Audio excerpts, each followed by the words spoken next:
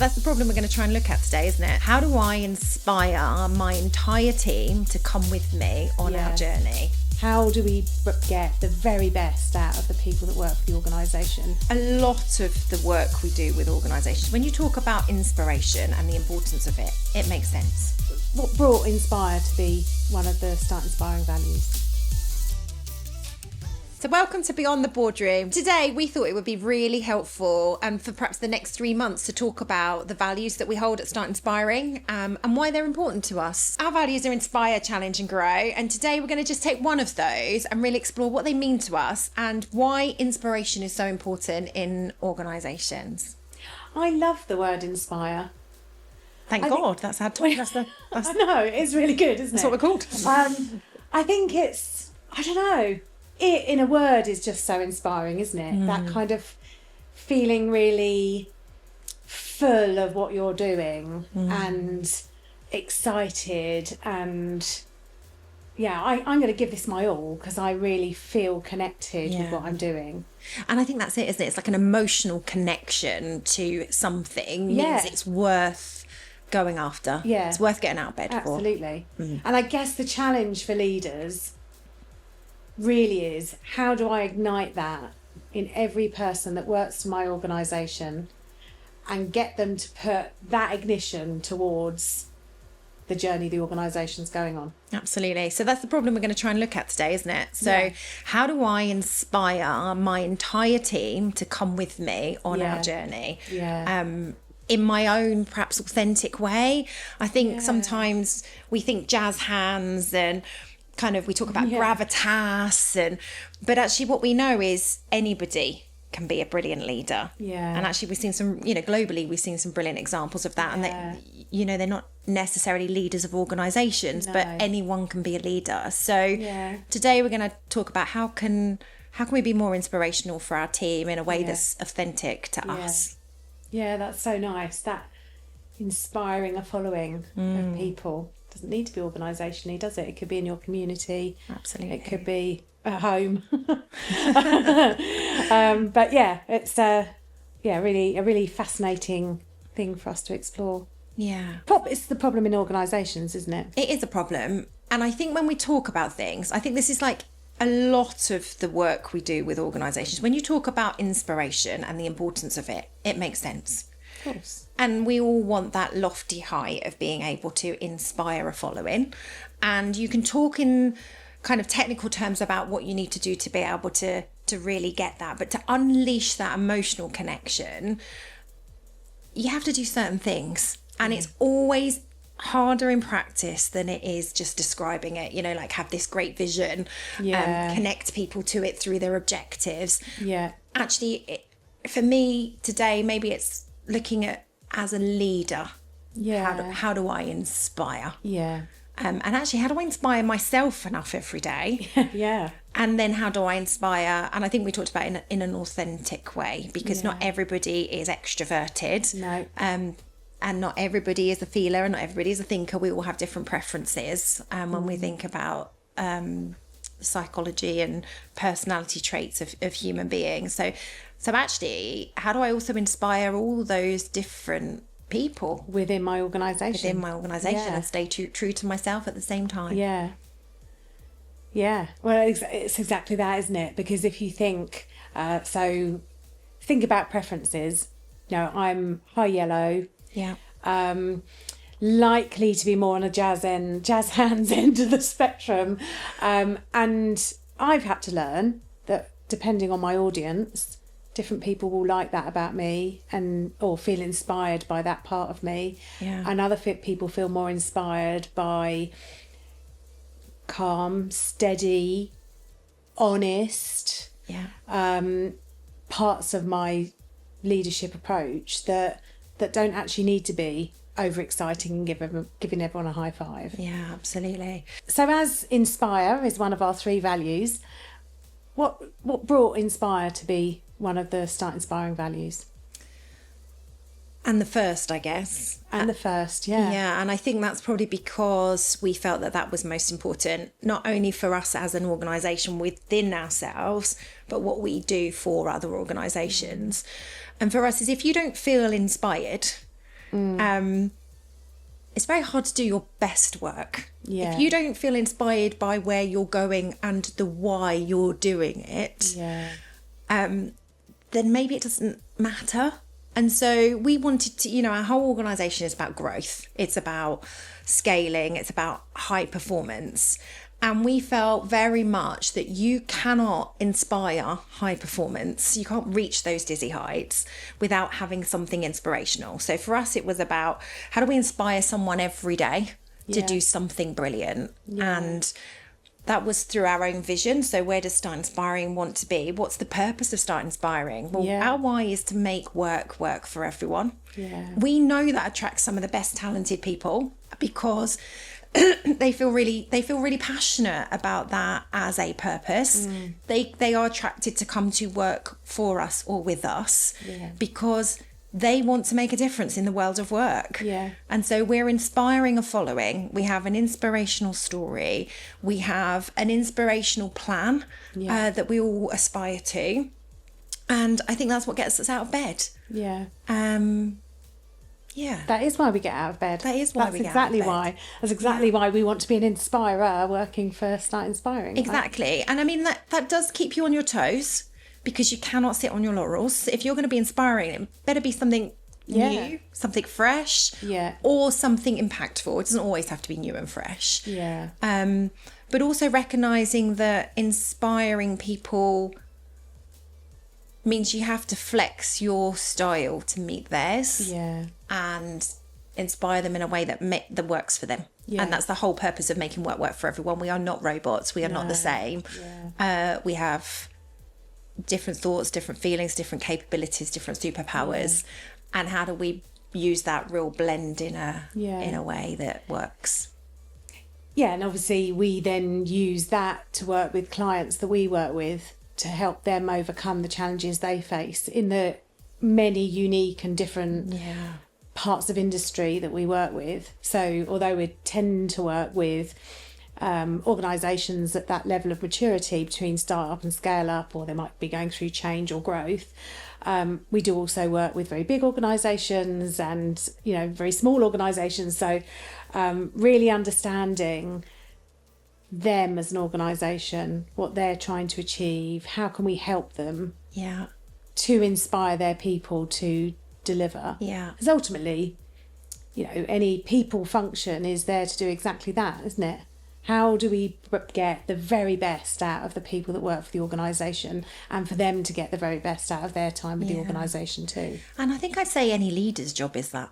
Yeah, absolutely. And organisations, the minute you've got more than you working for you, you have people that need to follow. And they need to, if you really want to grow an organisation at speed, you have to create followership across multiple different complex functions, and people have different parts to play in the overall journey, and to be able to ignite a fire in them and get them to understand their part and play nicely together, because part of the inspire for me is creating that one team vision, that we all have a part to play and we're actually all on the same team. So there is no arguing with defense and attack, sales and finance. We see it, don't we? Functional silos, marketing and sales teams, and actually if you have a really clear inspiring vision and plan and people can connect to that, it is more likely that you create followership and you go faster as a result of that. I think that real joy when you see an inspirational leader or an inspirational leadership team where they've really worked on themselves as a team, and worked on themselves around, what do I know about myself? What do I know about the superpowers that I've got? How do I use those to ignite other people and inspire them to do their best work? And how do I do that consistently but authentically? I think they're the occasions. We work with a lot of leadership teams, don't we? So it's those interactions where you can really see that magic happening. In a team coaching session where they are trying to be the best they can be. And actually, when you think about Beyond the Boardroom, that's what that means for me. It's about there's a lot of stuff that goes on in that room that most people won't know anything about, including learning, challenging, trying to be better as a leadership team. Absolutely. Even the leadership teams that seem like they've got it down and they're fine and they're delivering always have to be working on themselves, like a pit stop, right? Absolutely. Those small incremental gains. Yeah. Absolutely. And you have to do this stuff with intentionality. Leadership is not a side hustle.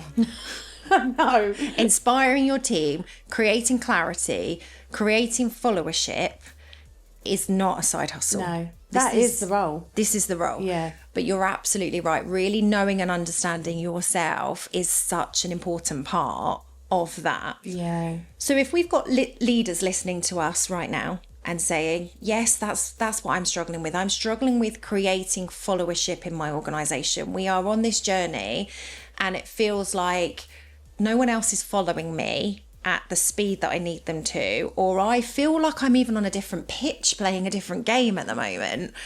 What advice would you give them? What tools do we use at Start Inspiring that people can easily access and help themselves with this stuff? So I think it for me, it all does start with me. So whatever behaviours, actions, results I'm getting or not getting will eventually lead back to me and whether I have set the team up for success. And so I'd always start with me. So always start with ask for some feedback. Yeah. What can I learn about myself that I don't already know? How is this working for my team? What could I be doing differently to help them? Am I paying attention to the things that slow them down? Am I helping them to accelerate the things that I know will help them go faster? So accelerating their strengths, for example, or helping them overcome some of their, whatever the limitations might be. Taking on board all of that feedback and then thinking through, well, how far am I away from being the sort of leader that I know that team or organisation needs right now? You know, when I leave this particular organisation or I move on to my next role, you know, what do I want to have been famous for? You know, what do I want people to remember about my legacy and the impact that I had on them, both individually but also as an organisation? And how far away am I from that? So we're saying leaders, take a little bit of time to reflect. How are you actually doing as a leader against what you need to be doing as a leader? And I think sometimes we forget about our own self-development. We do this lovely exercise with leaders to talk about actually, and you can do it either way, as you said, grab the feedback first, or you can do, what leader do I want to be? If I flash forward a couple of years, what do I want to be famous for? What's the legacy I want to have been able to have achieved? What do I want to be known for? What do I want my impact to be on others? And really creating your own leadership brand, be that in a vision board, be that in, you know, a poem, however you want to present it. But what do I actually want to be? And then get that rich data of, and who am I being today? And therefore, where is the gap? And I think sometimes it needs a little bit of vulnerability because there may be things you're not aware of in your blind spot. But if you do that piece of leadership, as we've said before, is intentional. If I want to be these things, I need to work to be those things, and understanding what I do really well, and let's not forget that, what I do really well are my superpowers, and that I will continue to do more of in my leadership brand. But also, what can I be better or must be better at? Because if you're not investing in your own development as a leader, your impact is possibly getting less, not more. Or more negative rather than positive. Potentially. It can be quite easy to get quite close to your team. And that's okay as long as you're not giving away something that takes away from that leadership brand, because you kind of flip into, I've seen it a few times where you perhaps flip into being a friend with your team, and actually that at a point stops you being the very best leader that you can be. Yeah. It's always a balance. I do think Yeah. it's great to be close to your team. I'm not suggesting that. Yeah. But is it what you need to be? Are you Yeah. being that consistently, showing up as that Yeah. every single day Yeah. in an intentional way? And by that, always doing the right thing for the organisation and the team. Yes. And navigating Yes. that fine line, right? Yes. Because sometimes the more difficult thing to do with your team is the right thing to do. Right. And so when we talk about authenticity, I love the work that's done by Brené Brown. But when we talk about authenticity, what we're saying is be authentic to your leadership superpowers, your strengths. Know what you're not good at. That's okay too. Know what you're Yeah. not good at and get other people to do it. But authenticity isn't telling you exactly how I feel today, which is slagging off the CEO, which is, inappropriately talking about anything or sharing too much of your negativity, as you say, or emotional state to members of your team. You can't recover from that. No. You let go of your leadership brand if you do that, or you do that too often. Yeah. There's a real fine line, isn't there? And I'm sure we've all probably got stories of our own things that have gone well or gone less well in those situations, for sure. There will be we are not perfect. We're human beings. And so sometimes it's about mitigation or finding other suitable outlets. So I am an extrovert. If I am upset, like really upset, it is very difficult for me not to show some of that emotion. Yeah. So rather than trying to stop myself showing it ever, because that's not who I am, I make sure I've got really close relationships with a couple of trusted people in an organisation. Ordinarily, they're my same level, so that I'm not undermining my own leadership and going into my team. But if I need to have a moment, I now have people I can have a moment with, and that's not going to be damaging to my team. Yeah. More importantly than anything, actually, that I'm not damaging them by being negative about something. Yeah.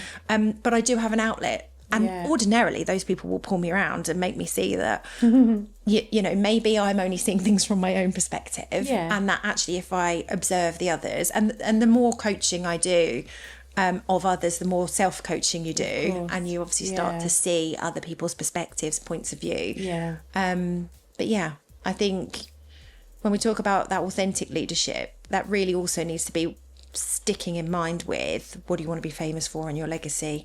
And the thing I'm about to do, is that supportive of those things, or is it diminishing those things? No, exactly right. I think when we reflect on our own experiences and times where you sometimes might have to dig deep, right, to inspire other people, and you'd be very lonely either as a functional leader or executive member, CEO, founder. It must be incredibly lonely to be a founder. And hold all of those. But you've done it. You've been not a founder, but you've been a very senior head of chief people officer. Yeah. What's your top tips? Right. Top tips. Top tips. Definitely have a coach. And or a coach and mentor. I've often had more than 3 or 4 people at any time that I could draw on for different things. I've tended to have people in that close relationship where there might be more business end, less HR end, someone probably I'd perceive more senior than me from a HR perspective. Those people that you can talk to, you've got a safe space, you can have a cry, you can tell them how it is, and you know that it's not going to go anywhere, and you get the benefit of their experience.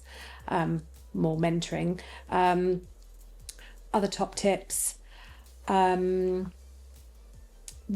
learning to not react to the emotion. I'm also more emotional type of person, so that emotion comes quickly, whether it's kind of angry or upset, and so I've learned to take a few deep breaths. Maybe don't respond to that email in the moment, Always think about something from someone else's perspective and why it might be landing with me. Explore me. What's going on for me today? Why am I feeling like that about this particular challenge? And I think recognising that the world of work and creating a better place for people to work isn't an easy, smooth ride. No. I didn't pick this career because I thought it'd be easy. I picked it because I thought I could make a difference. And making a difference is hard. Yeah. And what I like about what you've just said and what we do in the leadership brand exercises is start with me though. If something Always. isn't working or isn't happening or isn't understood properly, what's the part I'm playing in this? Yeah. And what can I do or what can I not do that is cognizant with the leader I want to show up as on a daily basis?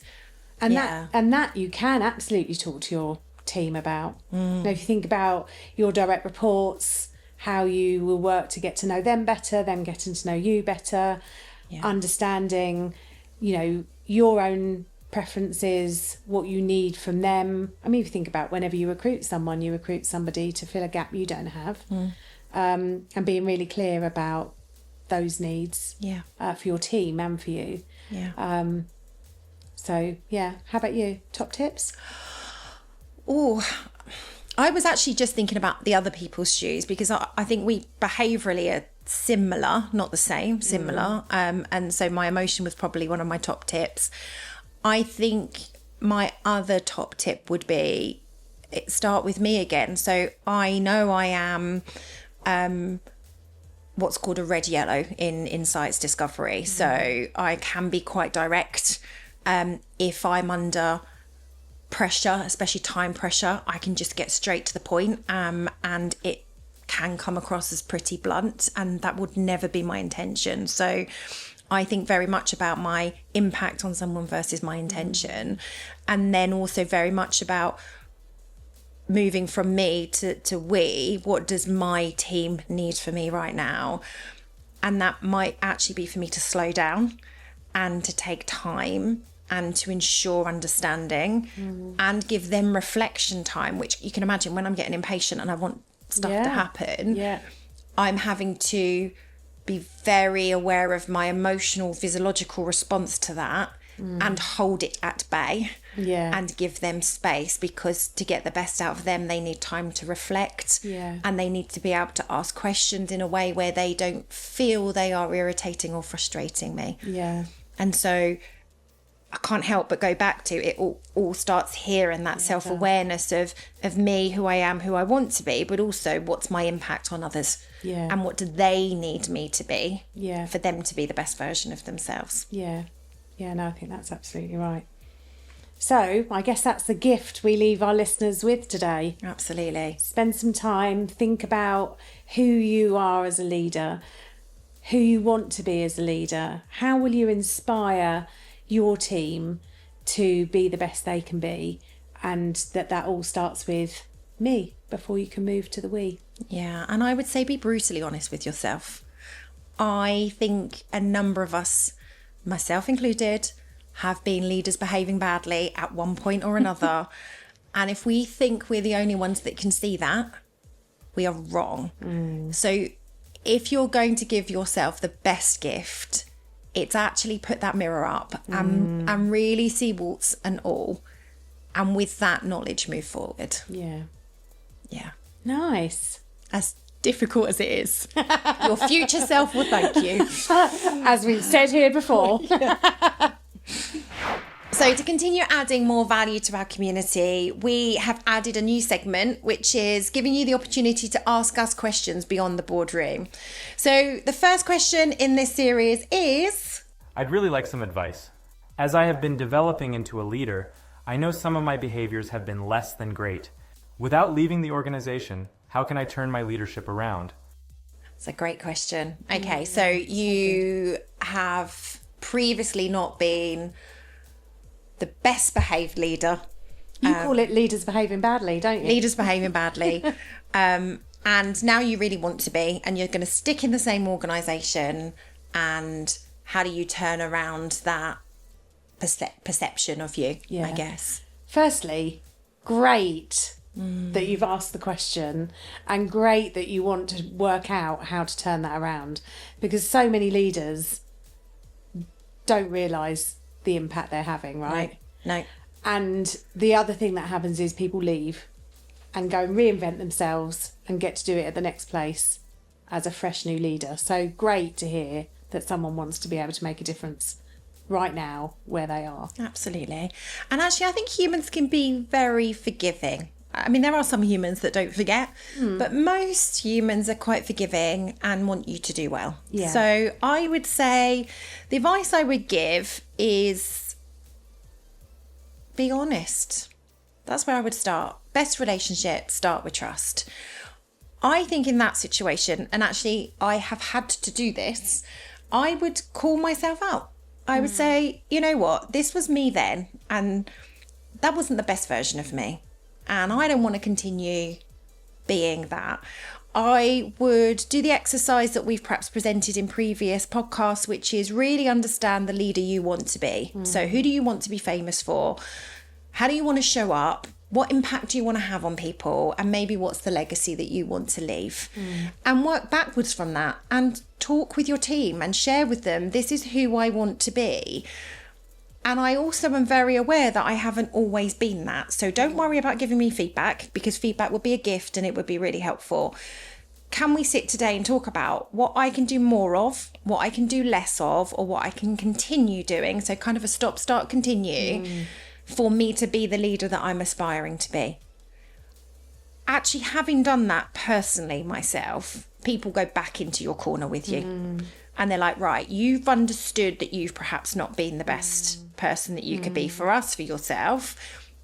Now that you're prepared to do something about it and you've acknowledged that you're a work jerk, we'll come help you. Most people, I can't say everybody, but most people will come with you on that journey, and they will now be really confident to give you feedback and to help you. And if you open up that listening space to say, actually, I want you to tell me when I'm not quite doing that, they will. You've got to be brave enough to hear it, and you've got to be compassionate enough to respond to it in a really positive way. But if you can do those things, I think actually you can recover and you can be even better for it. I think you've got to be committed as well, haven't you? Got to be committed to make the changes that are going to be needed to be the leader that you're going to be, because they might forgive you once and get back in your corner, but they probably won't do again. Absolutely. And I think it's a bit like the book Atomic Habits talks about. You almost have to become that. So you can no longer be the other thing. So if, I don't know, maybe the bad behaviour was I shout at my team or have shouted at my team, the new leader that you are is I no longer shout at my team. I am not a shouter. Like I am not a shouter. That's not what I do, and it never happens again. Which is creating a mantra is always a good way, isn't it? Yeah. Or maybe also, I've also had other coaching clients that have decided on an avatar for themselves. Or a caricature or something that's really helped them. Or they've even worn something that just reminds them. I've got a lovely client with a little bracelet that just reminds her. It's got a lovely little quote in it, which she says she just kind of sees out the side of her eye when she's in a meeting. And that just snaps her back to, this is not who I am anymore. So whatever works for you. But I think subtly changing doesn't necessarily work either, because people just still hold you for old behaviours. Like it is quite hard to get out of that. So I think to break the mould, speak your truth, have it out in the open. And as you say, then commit to that change. In fact, if you commit to being something and then you don't do that, it's probably worse. So make sure you're really sure about it. Nice advice. Thank you to our community coming up with questions to ask us. It's a new segment for us, so we'd love you to keep them coming. You can send a question to us at hello@startinspiring.com.